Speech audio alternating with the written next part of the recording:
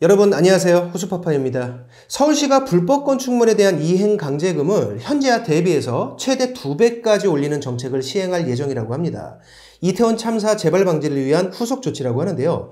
당시 현장에 있던 해밀턴 호텔의 불법 증축과 개축이 참사를 키운 원인 중 하나라고 지목된 바가 있어요. 그게 맞는지 아닌지와 상관없이 위반 건축물을 없애기 위한 정책 변경은 반드시 해야 하는 것이고 사실 좀 늦었다고 생각합니다. 건물을 불법으로 증축하거나 개축하거나 용도를 변경해서 사용하는 것은 큰 건물과 작은 건물을 가리지 않죠. 저처럼 중개업을 하는 사람들은 주변에서 너무 흔하게 볼 수 있고요. 방금 얘기한 호텔이나 큰 건물만이 아니라 다가구나 다세대 같은 작은 건물에서도 흔하게 볼 수 있어요. 물탱크실을 개조해서 주택을 만들고 주차장을 막아서 상가를 만들고 없던 옥탑을 새로 만들어서 세를 줍니다. 1층 상가에서는 외벽과 담장 사이에 천장을 만들고 그 외벽을 뚫어서 공간을 확장하는 그런 상가도 볼 수 있어요. 사실 너무 많아서 그냥 그러려니 하죠. 서울시에서 여기에 제동을 걸겠다는 거예요. 건물을 이렇게 지어라 저렇게 지어라 여러 규정들이 존재하는 것과 규정에 따르지 않으면 준공을 안 해주는 것은 다 이유가 있는 겁니다. 물론 그 규정이 너무 많다 보니까 시대에 약간 안 맞거나 좀 답답해 보이는 규정도 일부 있어요. 하지만 건축법상의 규정을 지킬지 지키지 않을지 개인이 본인 판단하에 그걸 정하는 것은 매우 위험한 사고방식입니다. 때문에 시에서는 이런 건물에 이행강제금을 부과하고 있죠.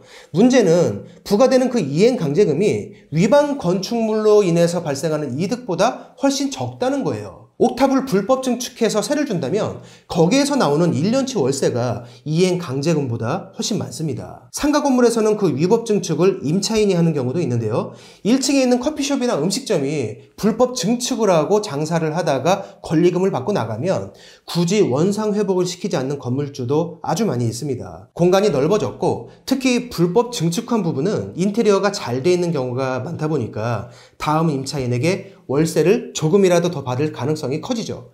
후에 시정명령이 나오더라도 안 지키면 그만이고요. 이행강제금이 나오더라도 별것 아닙니다. 이렇게 규정을 어기고 법을 어겨도 실보다 득이 더 많다는 해괴한 시그널이 부동산 건축물에도 존재해요. 이걸 서울시가 건축조례를 일부 개정해서 바로 잡겠다는 겁니다. 서울시 건축조례 제45조는 위반 건축물의 이행강제금에 대한 내용을 담고 있어요. 그중 사망을 보면 1년에 2회 이내의 범위에서 이행강제금을 부과할 수 있도록 했습니다. 그러니까 연 2회의 범위 내에서 부과할 수도 있고 안 할 수도 있는 거죠. 실무적으로는 연 1회씩 부과해 왔습니다.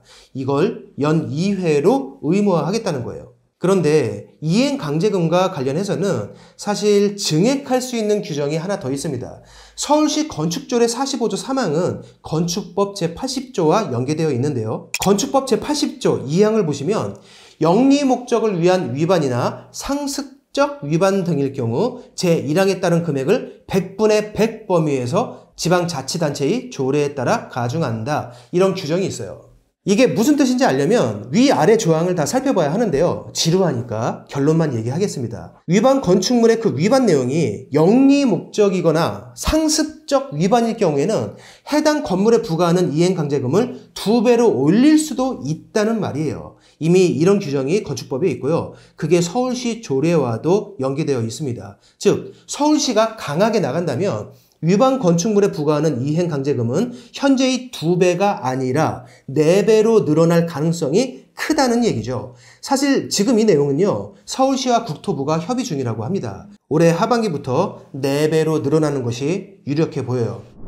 위반 건축물이 있는 건물주분들은 아무 위험도 없는 것에 시가 호들갑을 떤다고 할 수도 있습니다. 하지만 위반 건축물로 인한 폐해는 중개업을 한다면 잘 아실 거예요. 장마철 바람에 어닝이 날아가서 누구 이마를 때릴 수도 있다. 사실 어닝에 이마를 맞으면 큰일이긴 한데 그런 건 아주 작은 위험 축에도 못 들죠. 옥탑을 불법으로 증축하면 건물이 견디기로 한 원래의 하중을 넘어갑니다. 공간을 넓히기 위해서 벽을 부수는 건 역시 안전에 큰 위험을 줄 수 있죠.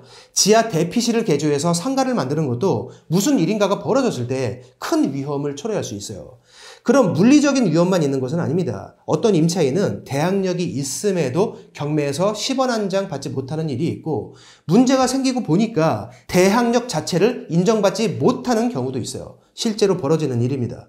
여하튼 지금이라도 위반 건축물에 대한 페널티를 강화하고 득보다 실이 많아진다는 그런 신호를 준다는 것은 개인적으로 매우 반갑고 기다리던 일이에요. 건물주분들 중에서 위반 건축 부분이 있으신 분들은 올해 안에 꼭 시정하셔야 할 것 같습니다. 오늘 영상 여기서 마치겠습니다. 고맙습니다.